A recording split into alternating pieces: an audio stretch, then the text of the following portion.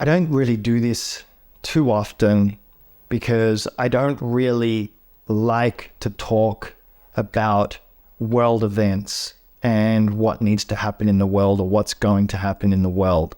But I'm going to make an exception this time because why not? Right? My focus is always go within and work all this stuff out and live your best life and let the chips fall where they may, because they're irrelevant to your own experience. They're irrelevant to your own experience when you're doing the work that you need to from the inside out. So the topic I really want to cover here is why the monetary system has to collapse. And I'm not talking about a recession, and I'm not talking about the fake collapse that's happening right now, because it's a fake collapse. It's a manufactured collapse. It's also something that's absolutely necessary, but it's also under the auspices of the powers that be that want to usurp even more control over humanity. Now, don't get me wrong. I don't have any judgment of it at all. I love those people just as much as I love anybody else in all of reality. And if that triggers you, you should watch some of my other videos about those sort of topics. And I'm deliberately throwing it in there because this video is meant to be controversial and it's meant to maybe upset a lot of people. Now, I will qualify what I've been saying already, so stay tuned. But the monetary system has to collapse. Why? Because the monetary system is completely corrupt and it's based on a foundation that has perpetuated separation on this planet. Because we have all the different classes, depending on how much you earn, you get more respect. There's all these different ways that it just causes separation, and equality, at least in this world, no longer exists and hasn't existed for a very long time. And as a matter of fact, some could argue that equality has never existed, but that's actually not true, depending on your belief systems and understanding some of the prior civilizations that have existed, for instance, Atlantis and Lemuria and other civilizations where they had their golden age. And we are heading in to a golden age. And that's the reason why things are looking the way that they are. But I want you to think about where things are at today in the world. If you wanted to bring humanity to its knees and create a great equalizer without having to necessarily destroy all of humanity, it would be to collapse and eradicate the entire monetary system. Unfortunately, in order to do that, it requires some significant and great tragedy. But like a solar flare or a pole shift or something like that, that is definitely on the cards, folks. Definitely on the cards. And it just is, right? There is a reset button. There is a reset button. And humanity as a collective consciousness has a choice. Every single individual is being asked to make that choice now, and have been for quite some decades now. But it's now accelerating to the point where we're getting to a crescendo in the next decade or two. And that is, do you choose love, unconditional, or do you choose fear? Very simple. Or should I say non-love? That's it. In order to choose love, you have to awaken to the fact that everything is all interconnected. We're all one. We're all equal. And we're all part of the quantum field, the I am, God, the oneness, everything like that. Or you're in fear of acknowledging the actual truth. Now, there might be people watching this video that don't have spiritual beliefs. Then to anyone that's a skeptic, I say, what's the point of being a skeptic? What's the point? What's the point of thinking that there isn't a higher power? What's the point of thinking that there is no hope? What's the point of thinking that you are just this and there is nothing more for you, and thinking that everything that exists is just an accident and it's just temporary and all of that? What is the point? What's the benefit? Because I can tell you right now, even though science has already proven a lot of this stuff, that we're all interconnected, we're all one, the quantum field, blah, blah, blah, blah, all of that stuff, it's all out there. Science has proven it. Not that science is really a mechanism or valid measurement of truth, when science is constantly proving itself wrong and has since the beginning of time. As a matter of fact, science is just theory and a series of theories that keep building upon each other. And in some cases, they might get to facts, but there's so much contradictory information in a lot of theories. And then decades and years and centuries later, things are proven to be completely, utterly wrong. That's fact. That is fact. When you look at what makes up all of creation, which is energy, that's it. Just call that energy God. Call it oneness. Call it love. Call it whatever the heck you want to. But that's all that we're talking about here. It's not that out of the box. And besides, wouldn't you rather feel love in your heart and not be afraid anymore? What happens is that even in the mindset movement that don't believe in the spiritual concepts, it's a part of taking responsibility for your actions, realizing that you create your reality and that you can create whatever it is that you want in your life. Those are all the same spiritual concepts. It just doesn't have God wrapped up in it. It doesn't have the spiritual terminology in there. But you look at, in the essence of a lot of those people, they start opening up to the spiritual concepts through that work, because you can't deny the truth of reality. Now, I can speak all of this because I've had experiences, crazy experiences. I've had near-death experiences. I've had experiences with or without psychedelics and other substances, in some cases plus or minus decades. When I go into my meditations and I meditate, I go so deep that I actually lose all sensation of my body. And in some cases, I even go into a different realm of experience. I have had phenomenon like extraterrestrial or interdimensional beings that have been physically in my head. I have been beamed up onto a spaceship before.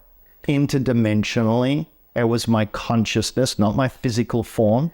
And people can explain that away in whatever the way they want. I'm telling you, I was on a Pleiadian spacecraft and had telepathic communication with them.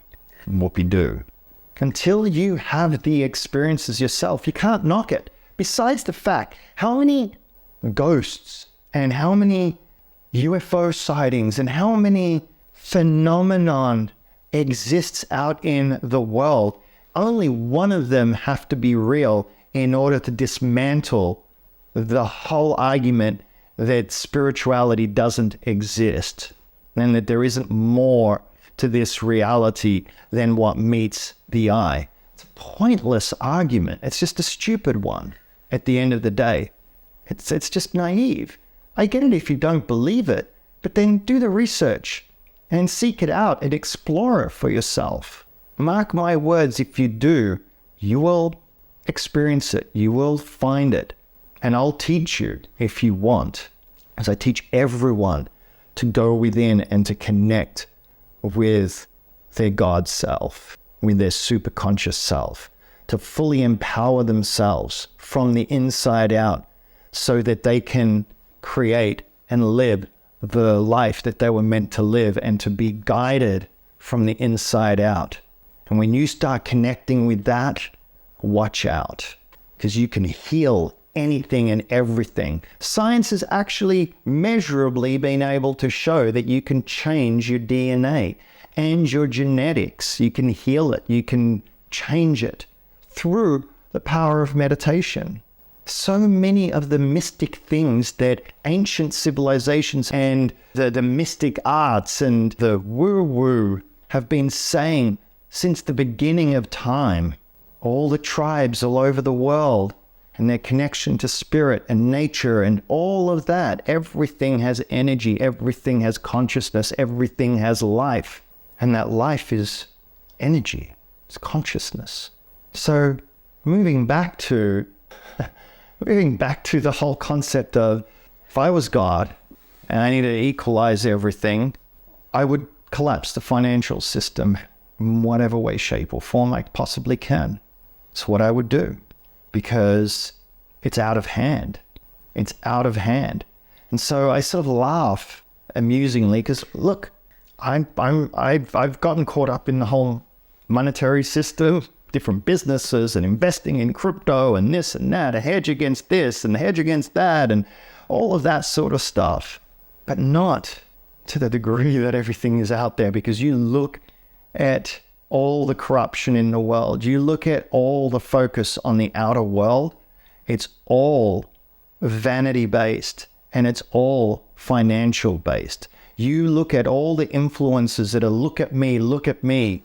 They always present their best selves. They fake this, they fake that, or they try and pretend like they're something that they're not. And it's like when you go on dating websites and apps and so forth, and it looks like everyone's just traveling the world and in bikinis and on boats. It's like no one works anymore, no one does anything anymore. And that's messing with everyone, because everyone's lying and everyone's being inauthentic. And so what do they need to portray? Look at how much money I have, because money equals status. Money equals power in the minds of people. And that is conditioning, it is programming, and it has to stop. Money is nothing other than just a tool. And it's not that money is bad. A lot of people misunderstand me when I talk about money. I don't talk about money as being bad. Money is good. It's just abused. And a lot of people are out there in the world are doing wonderful and amazing things with money.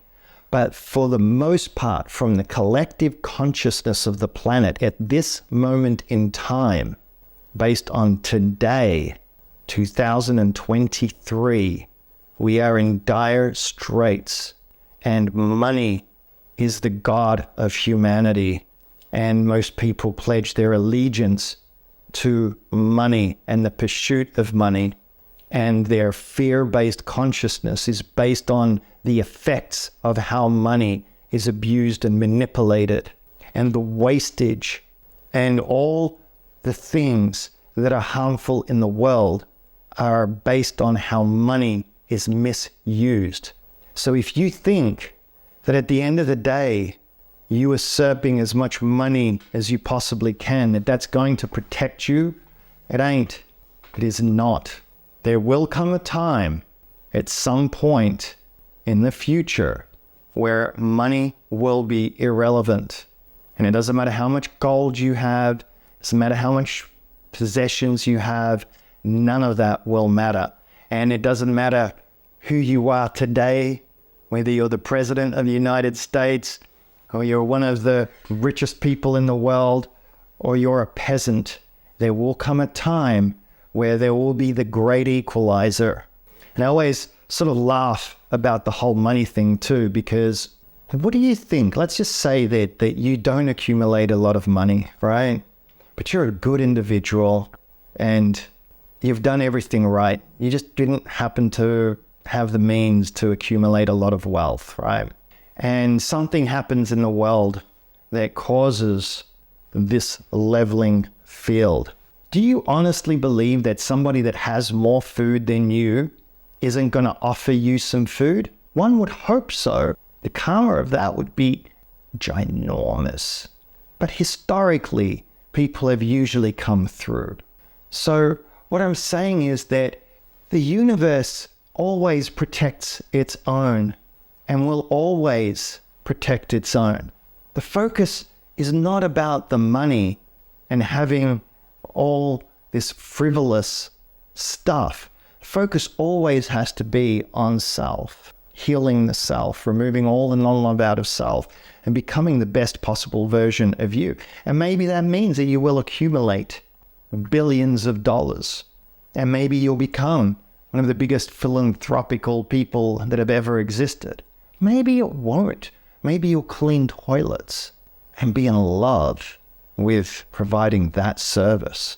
But from a universal perspective of oneness, they're both exactly the same. Exactly the same. It's when you leave this planet and this embodiment, the only thing that is measured is how much love were you. That's it. It's the only thing that the universe measures. Does not measure anything else.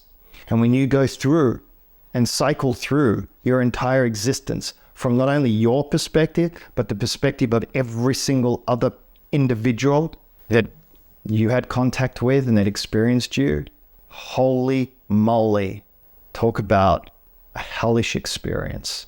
But you experience it from a place of non-judgment, but you get to learn in a rapid fire of what it means to be human. And depending on what you became and who you became, did you become all that you possibly can be? Did you present yourself as the best version of yourself, as God, as love on this planet? That is what's going to determine whether or not you have to come back into this sort of a lower vibrational reality and continue the journey. It's not punishment. It's just having the experience that you need to. But the monetary system is going to collapse unless, there's only one exception to it, unless it truly changes. Now, the people behind the Great Reset are presenting it as if they're going to provide that change, but they're not at this stage. It doesn't mean that with enough change in the collective consciousness of the planet that they won't, and that narrative won't change. It's quite possible, but we're not there yet. But mark my words, love always wins, and love will always protect you. And at the end of the day, isn't that what's important? At the end of the day, wouldn't you rather just feel love inside of you? And even if it was self-delusional, who cares? I'd rather live my life in love with peace and true happiness and fulfillment than to be living this mediocrity that most people have accepted as their lot in life, which is really just a form of enslavement. But ultimately, it's the imprisonment of the mind from all the conditioning and all the programming and all that holds us firmly in that place of separation and fear instead of love that overcomes and transforms everything. You see, if every single human being on the planet chose love, the planet would instantly transform and it would become utopian. And there'd be no crime. There'd be no need for people to one-up one another. There'd be none of all the things that people think is part of the human condition. That's the lie. No, all of that is just conditioning and programming because we've bought into the narrative of this illusory world that we currently live in that is serving a particular purpose. And that is to teach us about who we truly are and who we are born to be. And you either choose love or you choose fear or non-love. And those that choose fear and non-love are going to suffer and are going to react in negative ways to what's going on and are ultimately entrapped in the lower vibrational fields of this reality. And the ones that choose love are not. Now, how the transition takes place as we move from a third dimensional reality And we're in a fourth dimensional reality more and more, especially people that have awoken. And then now we're going to hit and go into and arrive at a fifth dimensional reality at some point in the future. But regardless, we're all going on the ride because it's destined to happen. It's that part of the cycle of creation of the planet. We've gone through this before. Atlantis, Lemuria, etc., etc. Think about it. This planet's been around for billions of years.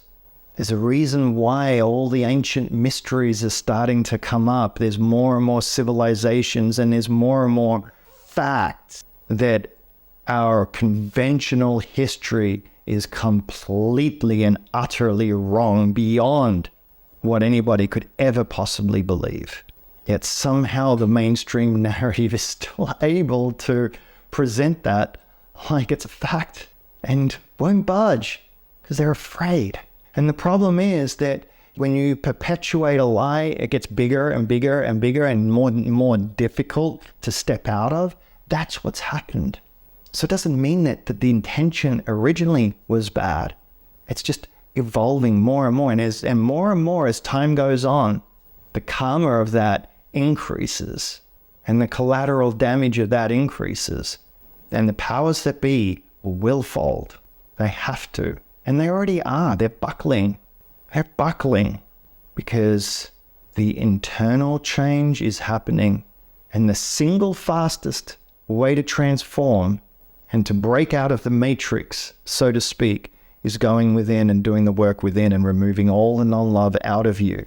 And you only ever send out love into the universe, out into the world. Yes, you send love to everybody, including the dark forces, including the presidents and the people that are doing the heinous things in life. Why? Why would you do that? A, because you don't want to feed the beast, because non-love is what feeds the beast. It makes it bigger, it makes it worse. But because love is the only power that heals and transforms. So when you send love to all the negative things that are happening, I'm not saying that you're condoning it, but you send love, you send prayers, and true prayer is not make it go away. True prayer is to pray that these people receive the love that you're sending and that they awaken to the truth and realize that they have the power to bring about change because of the positions and the roles that they are currently in. And they go against the mechanisms of fear and separation. That's true power. That's the power that every single individual has. By choosing love, you have the power to transform the planet and to influence it in ways that people could not even possibly imagine. And the more and more that people do that, and this is all fact, scientific fact, there have been experiments done where people have concentrated healing energies towards war-torn countries or meditated on healing individuals and things like that, and it worked. You can Google it, look for it, whatever you want to do, whatever you need to do to prove it to yourself. But there's plenty of examples of that happening, and there were some big experiments that were done. It happens in rooms. I've witnessed and watched people instantly cured of cancers and diseases just with the energy and the intention of the group and the healing that takes place. And it's instantaneous. So with that, I say, who knows how it's going to play out? But every single person has a choice. And right now, the karma that is embroiled and wrapped around in the financial system and how the monetary system has been used to manipulate and control and enslave humanity is going to end before the new age is fully realized. So, as I've always stated, you go within and do whatever work you need to and allow your outer reality to become what it needs to based on who you truly are and who you were born to be. But don't make that your focus, your only focus, and your primary focus, because then this will never happen. It can't, because where your focus or where your energy goes, energy flows. And if it's not flowing into here, and you're not willing to face your inner demons, then you're gonna, I think I've said enough. Thank you.